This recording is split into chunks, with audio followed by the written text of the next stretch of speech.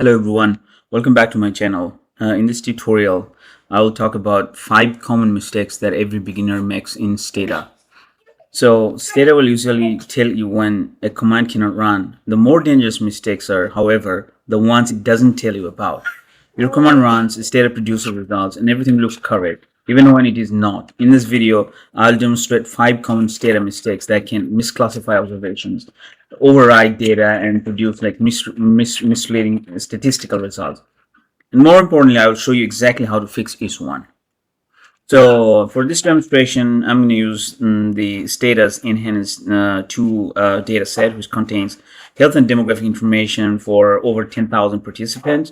You can load the same data set by typing web views. So you can see here web views, and this is the name of the data set because this data set is available in the web. So, and then option clear with the comma. And so press enter.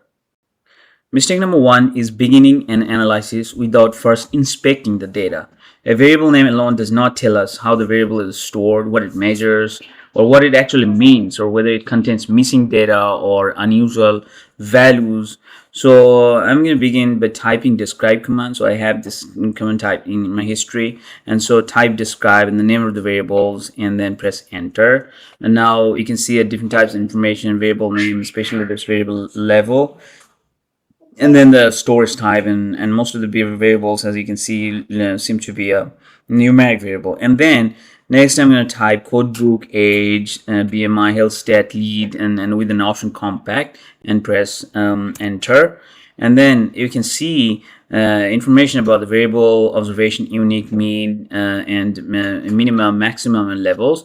One thing that you might notice that the age, BMI, health stat, age BMI has 10,351 observations, and then lead has only 4,948 observations. So therefore we can see instead of being surprised at a later stage why the sample size is so low for this, so you inspect them before you start any kind of analysis. Otherwise, if we overlook this, we could misunderstand why later analysis uses a much smaller sample, right?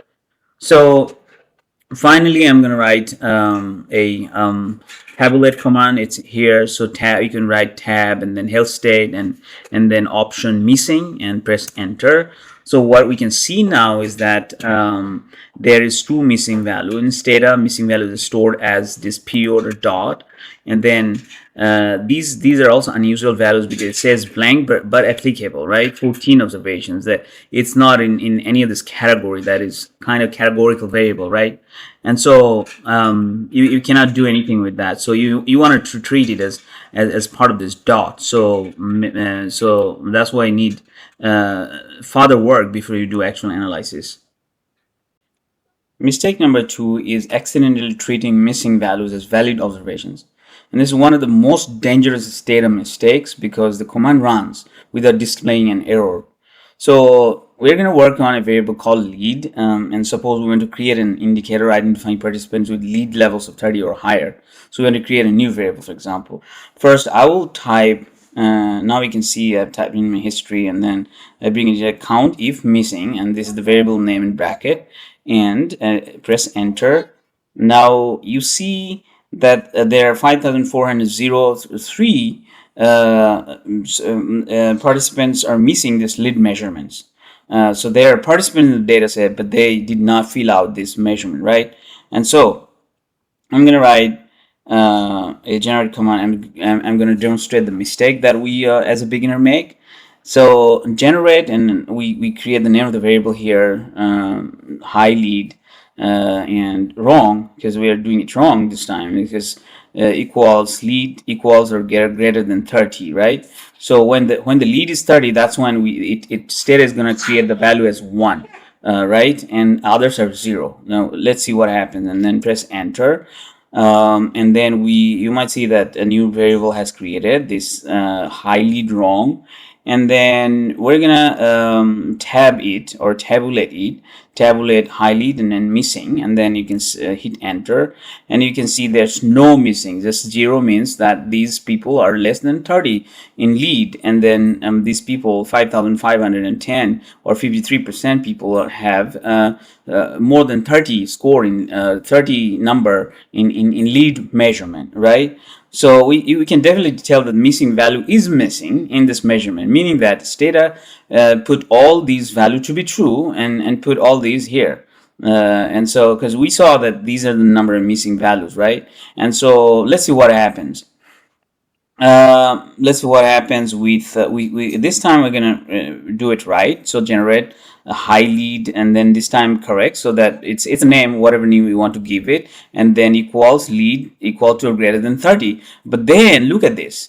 This if missing lead is the name of the variable. So we are still telling Stata that if it is the lead is if it has missing variable, consider that as missing, and then press enter and see that 5404 missing values generated, as we saw in there, right? And then finally tabulate this right variable that we have created, highland correct and then missing, and then press enter. Now we can see that only 107 people has higher than 30 lead measurement, and all others, see how this number dropped from the previous number, because these are now being treated as 5403. This number is now treated as missing.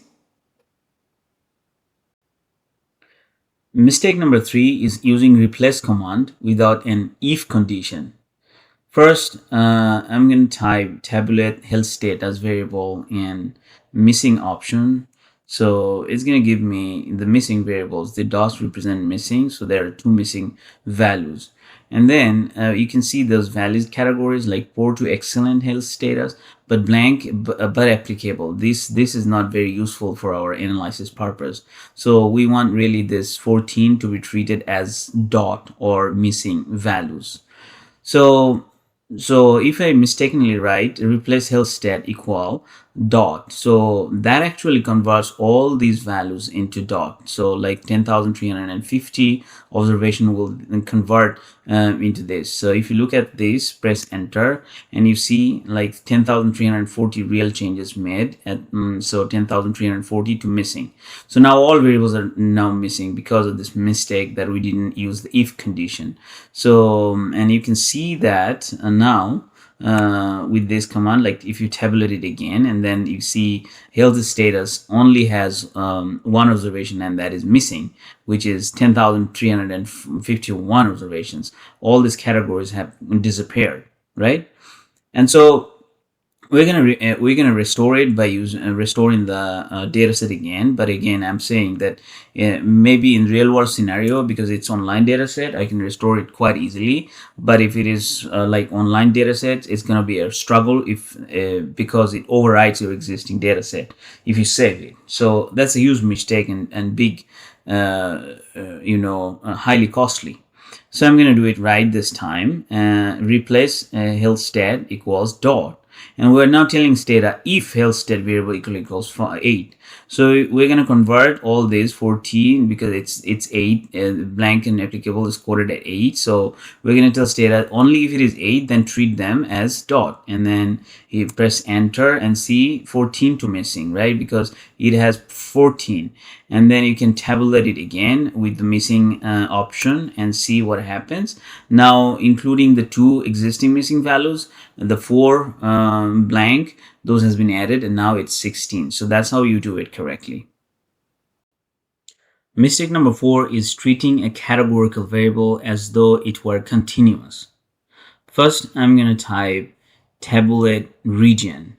So if you press enter, and then you can see northeast and midwest, south and west. There are 4 categories here. However, Stata coded them as like 1 through 4. So they are basically not real numbers, but they are stored as a number. Okay. So therefore, these categories with the number seems like it's ordered categories. So if you do not treat that way, Stata is gonna use that as a continuous variable, which is not true, right? Because they're category. Number 4 is not greater than number 1 because they're stored in that way. Okay, so those numbers are only category codes. They do not represent a continuous scale, right? So now I'm gonna type, and this is gonna be wrong. This is gonna produce a wrong result. You know why? Because let's BP systole is now outcome variable, right? And regress BP systole age, BMI, and region, and hit enter. And so what happens is this region is now treated as a continuous variable, and meaning that moving from 1 to 4 or in every state, and because they are not ordered or any number, it's treating that order in number and saying that changing from one state to another is associated with the decrease of systolic blood pressure by 0.23 points. Right? And it's not statistically significant though, but this is actually missing misinterpretation, and that doesn't make sense because these are separate geographic categories, not ordered measurement, right? And so I'm going to write the correct comment. So if it is like a categorical variable like region, then tell Stata specifically that treat the variable as categorical. So you need to add I dot before the categorical variable and press enter. So what happens now, you see that these three categories and northeast has disappeared because that is now being treated as reference category with which all these groups are now compared. Meaning that in terms of compared with northeast, midwest has 0.06 lower points in systolic blood pressure, though it's not statistically significant. Same goes for south, and same interpretation, right? So the correct comment is regress, and then these are continuous variables, but then this is the categorical variable, right? So the important lesson is that Stata cannot determine the meaning of numeric codes on its own, right? So when using category predictor in a regression model, and then you make sure to use I dot prefix, so Stata analyzes the categories correctly. Mistake number 5 is conducting an entire analysis in your command window without creating a do file or a backup copy of your data, right? So entering commands individually may work first. You can play around with this, but then it becomes difficult later on to remember what you did or the kind of mistakes that you made and what kind of solutions you need right now, because now it's not saved, and also you do not have the do file. So I will instead go to command this window, and then to do file editor and new do file editor, and then write all your commands over here. Or you can also copy all the commands from your like when you do run your commands, all your commands are here, then you can copy it to your do file. And so I have created my do file, and so you can write it, but then I'm pasting it from my work location. And so here you can see all my commands. So this clear all, set more off. You can run this command by going to this button. You select execute selection, and you see has been clear. And then you can also run to this command to load the dataset in Stata interface, and then save the data. So you can see now that the data is loaded in Stata interface, and the command has really worked. And so I'm gonna now save this data in my work location and execute selection, and then it has been saved. File has been saved. So we are creating a separate data set, right? And so and saved it. And so now this gives me a working data set that I can clean and modify without overwriting the original data. So now I'll then add commands, use my analysis. Here I inspect, like describe and summarize, and run a regression model, inspect the data and run the regression model.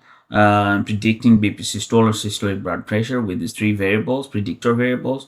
Now I can highlight the so you can highlight these and run the command all at once, and then see Stata. What Stata does is like Stata runs each command in the order it appears. So if I discover a mistake, so we can see that describe command, and this is the output, and then for the summarize command, this is the output, and this is the regression model that I have run.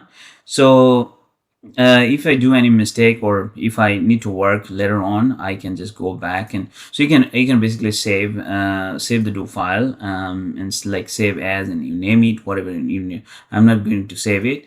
It's just for this demonstration. And while a do file preserves a complete record of the analysis, right? So whenever you're coming back for this data analysis or sharing it with your colleague, they can use it and make it reproducible without asking you any questions, because you have all these two files with you that you have shared. Or if you come back in few weeks, you can just remember and reproduce the analysis.